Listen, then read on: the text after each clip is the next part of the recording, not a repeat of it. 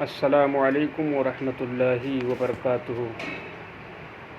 عزیز ساتھیوں، امید ہے کہ آپ حضرات خیر و عافیت سے ہوں گے۔ اس سے قبل ہم نے محصورات اربعہ کا آپ کے سامنے دلیل حصر بیان کیا تھا کہ اگر قضیہ حملیہ کا موضوع جزء حقیقی ہو تو قضیہ حملیہ کا موضوع یا تو کلی ہوگا یا جزئی ہوگا، جزء حقیقی ہوگا۔ اگر قضیہ حملیہ کا موضوع جزء حقیقی ہو تو اس کو قضیہ شخصیہ کہتے ہیں، اور اگر قضیہ حملیہ کا موضوع کلی ہو تو وہ دو حال سے خالی نہیں، یا تو حکم نفس طبیعت پر لگے گا یا حکم افراد پر لگے گا۔ اگر حکم نفس طبیعت پر لگے تو وہ قضیہ طبعیہ ہے، اور اگر حکم نفس افراد پر لگے تو یہ بھی دو حال سے خالی نہیں، یا تو اس موضوع کے افراد کو کل اور بعض کے ذریعے سے بیان کیا جائے گا یا بیان نہیں کیا جائے گا۔ اگر بیان کر دیا جائے کل اور بعض کے ذریعے سے تو اس کو کہتے ہیں قضیہ محصورہ، اور اگر کل اور بعض کے ذریعے سے بیان نہ کیا جائے تو اس کو کہتے ہیں قضیہ مہملہ۔ اب آئیے آج کا سبق جو ہے پڑھتے ہیں اور پھر اس کو انشاءاللہ تعالی سمجھتے ہیں۔ فرماتے ہیں کہ قضیہ کے اس کے موضوع کے اعتبار سے چار قسمیں ہیں۔ نمبر 1 شخصیہ ہے، نمبر 2 طبعیہ ہے، نمبر 3 محصورہ ہے، نمبر 4 مہملہ ہے۔ شخصیہ کسے کہتے ہیں؟ فرماتے ہیں وہ قضیہ حملیہ ہے جس کا موضوع جزئی حقیقی ہو، مثلا سرکار مصطفیٰ صلی اللہ تعالی علیہ وسلم غیب پر بخیل نہیں، اور جیسے یہ قلم خوبصورت ہے، زید تندرست ہے، بکر غریب نہیں۔ آپ کو معلوم ہونا چاہیے کہ قضیہ حملیہ کا موضوع جزء حقیقی ہو، جزء حقیقی کا کیا مطلب ہوتا ہے؟ تو آپ نے پیچھے پڑھا ہوگا کہ جزء حقیقی کا مطلب یہ ہوتا ہے کہ وہ مفہوم جو ہمارے ذہن میں آئے اور وہ شرکت کو نہ قبول کرے، کوئی متعین چیز پر دلالت کرے، کوئی متعین شخص پر دلالت کرے، کسی معین چیز پر دلالت کرے، تو اس کو کہتے ہیں جزء حقیقی، اس کو جزء حقیقی کہتے ہیں۔ اب دیکھیے اس مثال میں سرکار مصطفیٰ صلی اللہ تعالیٰ علیہ وسلم غیب پر بخیل نہیں۔ اس مثال میں دیکھیے سرکار مصطفیٰ صلی اللہ تعالیٰ علیہ وسلم کس کو کہا جاتا ہے؟ ہمارے آقا صلی اللہ تعالیٰ علیہ وسلم کو۔ تو یہ ہے موضوع، غیب پر بخیل نہیں، یہ ہے محمول۔ سرکار مصطفیٰ صلی اللہ تعالیٰ علیہ وسلم یہ ہے قضیہ کا موضوع، اور غیب پر بخیل نہیں یہ ہے قضیہ کا محمول۔ ٹھیک ہے؟ تو آپ دیکھیے سرکار مصطفیٰ صلی اللہ تعالیٰ علیہ وسلم جو ہے یہ قضیہ حملیہ کا موضوع ہے، اور یہ کون سا موضوع ہے؟ جزء حقیقی ہے، کیونکہ سرکار مصطفیٰ صلی اللہ تعالیٰ علیہ وسلم جو ہے تمام نہیں ہے، بہت نہیں ہے، بے شمار نہیں ہے، بلکہ صرف ایک ذات اقدس کے لیے سرکار مصطفیٰ صلی اللہ تعالی وسلم کا جو ہے اطلاق ہوتا ہے، اسی ذات کے لیے سرکار مصطفیٰ صلی اللہ علیہ وسلم کا اطلاق ہوتا ہے۔ اس کے علاوہ دنیا میں کسی کو سرکار مصطفیٰ صلی اللہ علیہ وسلم نہیں کہا گیا ہے۔ تو پتہ چلا یہ موضوع ایسا ہے جو متعین ہے، مشخص ہے اور جزء حقیقی ہے، اور یہ ایسا لفظ ہے جو اپنے اندر اس کے علاوہ معنی کو یا اس کے علاوہ افراد کو شریک نہیں کر رہا ہے۔ تو پتہ چلا یہ موضوع ہے اور موضوع جزء حقیقی ہے، اور جس قضیہ حملیہ کا موضوع جزء حقیقی ہو اس کو کیا کہا جاتا ہے؟ قضیہ شخصیہ کہا جاتا ہے۔ تو سرکار مصطفیٰ صلی اللہ علیہ وسلم یہ جو ہے موضوع، اور غیب پر بخیل نہیں یہ ہے محمول۔ تو جس قضیہ کا موضوع جزء حقیقی ہو اس کو کیا کہتے ہیں؟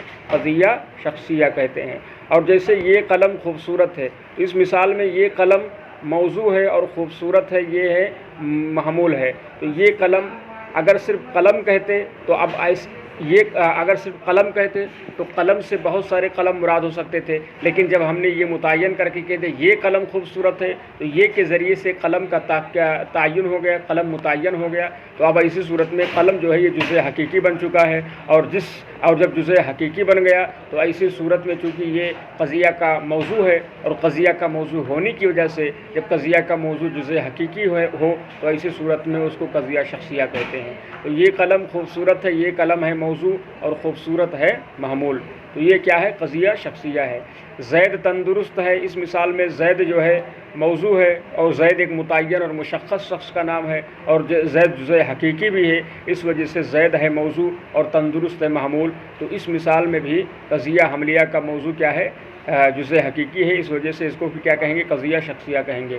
بکر غریب نہیں، اس مثال میں بکر موضوع اور غریب نہیں یہ معمول ہے، اس وجہ سے بکر متعین اور مشخص شخص کا نام ہے، اور یہ اپنے افراد میں کسی اور کو شریک نہیں کر رہا ہے، اپنے مفہوم میں کسی اور کو شریک نہیں کر رہا ہے، اس وجہ سے اس کو کیا کہیں گے؟ موضوع اور جزء حقیقی کہیں گے۔ تو جب جزء حقیقی ہو اور جزء حقیقی قضیہ حملیہ کا موضوع بنے تو اسی صورت میں اس کو قضیہ شخصیہ کہیں گے۔ یہاں پر ایک ادب کی بات اور تنبیہ میں ایک بات جو ہے صاحب کتاب لکھ رہے ہیں، فرماتے ہیں جس قضیہ میں موضوع کی جگہ اللہ تعالیٰ جل شانہ کا مقدس نام ذکر کیا جائے اسے قضیہ شخصیہ ہرگز نہ کہنا چاہیے، بلکہ اسے قضیہ قدسیہ کہا جائے۔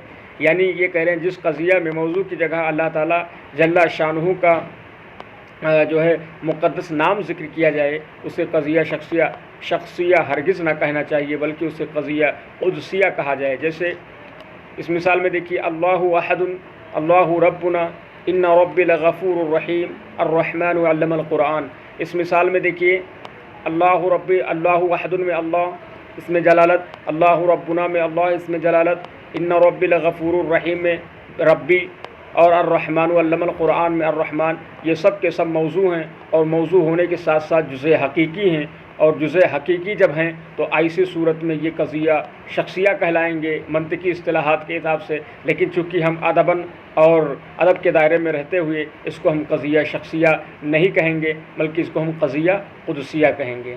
ٹھیک ہے، یہ حضرت نے ادب کے دائرے میں رہ کر ہمیں یہ سمجھ لو ایک مفید بات حضرت نے ہمارے تک پہنچا دیا۔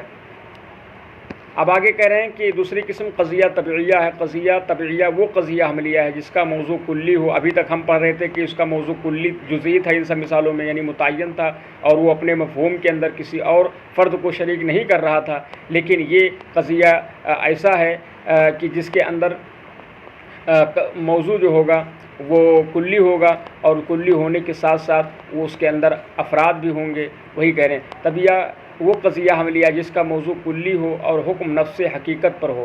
حکم نفس حقیقت پر مطلب یہ ہوتا ہے کہ خود اس موضوع کی حقیقت کو بیان کیا جائے، یہاں پر اس موضوع کے افراد کو بیان کرنا مقصود نہ ہو، بلکہ وہ جو موضوع ہے اس کی حقیقت کو بیان کیا جائے کہ وہ موضوع ہے کیا۔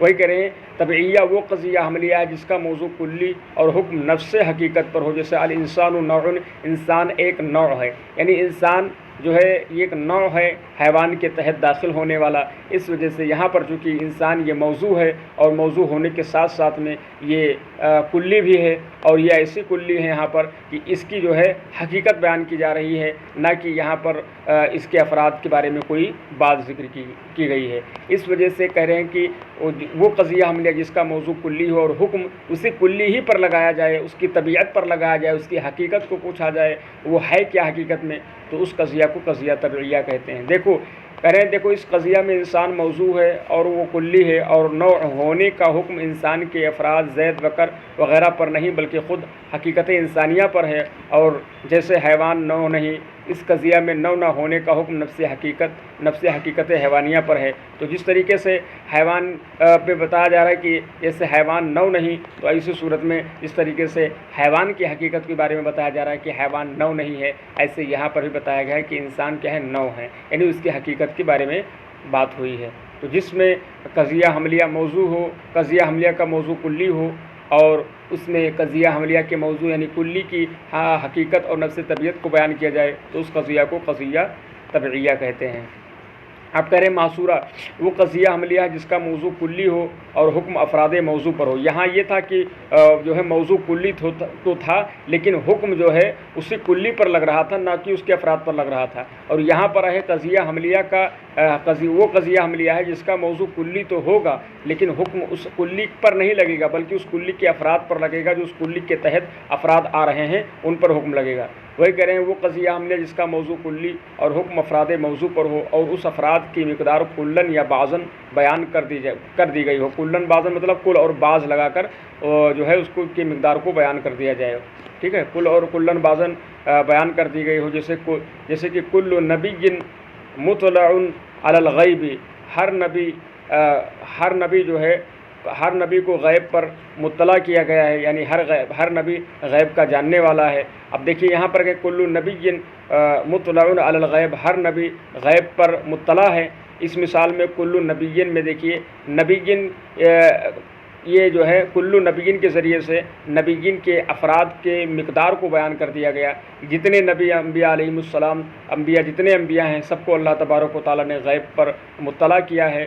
تو اب کل کے ذریعے سے نبی کہنے سے اب دیکھیے یہاں پر جو نبی ہے یہ نبی صرف ایسا تو نہیں ہے کہ حضرت ابراہیم کے لیے ہے یا حضرت ہمارے آقا صلی اللہ علیہ وسلم ہی نبی تھے، بلکہ دنیا میں 1,24,000 وہ کچھ کم و بیش جو ہے 2,24,000 انبیاء کرام دنیا میں تشریف لائے. تو اب چونکہ جتنے بھی انبیاء ہوں گے ان کو غیب کی باتیں غیب کی باتیں اللہ رب العزت نے عطا فرمائی ہیں. تو اب چونکہ یہاں پر نبی یہ کلی ہے اور یہ کلی ہونے کے ساتھ ساتھ میں قضیہ حملیہ کا موضوع ہے، اور قضیہ حملیہ کا موضوع اگر کلی ہو اور کلی ہونے کے ساتھ ساتھ یہاں پر جو ہے حکم افراد نبی پر یعنی جتنے انبیاء کرام علیہ الصلوۃ والسلام ہیں ان پر لگ رہا ہے اور وہ افراد پر حکم کل کے ذریعے سے لگ رہا ہے، اس وجہ سے اس کو کیا کہیں گے؟ قضیہ محصورہ کہیں گے. ٹھیک ہے، اسی طریقے سے کہہ رہے ہیں بعض المتعلم حافظ القرآن المجید ہے نا.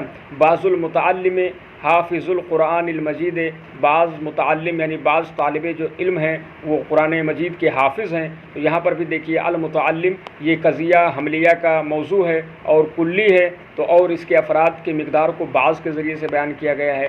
تو جس کلی کے افراد کے مقدار کو کل یا بعض کے ذریعے سے بیان کر دیا جائے اس کو کیا کہتے ہیں؟ اس کو قضیہ محصورہ کہتے ہیں. آپ کے ذہن میں سوال اٹھ رہا ہوگا کہ المتعلم یہ کلی کیسے ہے؟ آپ بازو کو ہٹا دیجئے، اس بازو کو آپ مت دیکھیے، تو المتعلم کو لے لیجئے. تو المتعلم کا اطلاق ان تمام طلبہ پر ہوتا ہے جو ہے علم دین یا کوئی بھی علم تعلیم حاصل کر رہے ہیں. تو دنیا کے اندر بے شمار متعلم ہیں. تو اب لفظ متعلم دنیا کے جتنے بھی طالب علم ہیں یعنی وہ چاہے جس علاقے کے ہوں جس جگہ کے ہوں سب کے سب پر لفظ متعلم صادق آئے گا جو تعلیم حاصل کر رہے ہیں. تو ایسی صورت میں یہ لفظ متعلم یہ کلی ہے اور کلی ہونے کے ساتھ ساتھ میں یہ قضیہ حملیہ کا موضوع بھی ہے. اور قضیہ حملیہ کا موضوع جب کلی ہو اور اس کے ساتھ ساتھ میں کلی ہونے کے ساتھ ساتھ میں حکم جو ہے افراد پر لگ رہا ہو اور وہ افراد کا حکم افراد پر کس کے ذریعے سے لگ رہا ہو؟ کل اور بعض کے ذریعے سے لگ رہا ہو. تو یہاں پر بعض کے ذریعے سے المتعلم کے افراد پر حکم لگ رہا ہے اور اس کے مقدار پر حکم لگ رہا ہے. تو ایسی صورت میں اس کو کیا کہیں گے؟ قضیہ محصورہ کہیں گے. ٹھیک ہے دوستوں، یہاں پر دیکھیے کہہ رہے ہیں قضیہ محصورہ کا دوسرا نام مصورہ ہے. مصورہ سور کسے کہتے ہیں؟ چلیے یہاں سے ایک نئی بحث چھڑ رہی ہے انشاءاللہ تعالیٰ. مطلب ہے تو اسی سے ریلیٹڈ سب بیان یہ بھی، لیکن چونکہ سور سے ایک نئی بات شروع ہو رہی ہے تو اس سبق ہی میں تو انشاءاللہ تعالیٰ کل ہم اس کو یہاں سور سے پڑھائیں گے آپ حضرات کو تاکہ اچھے سے سمجھ جائیے گا. ٹھیک ہے، السلام علیکم.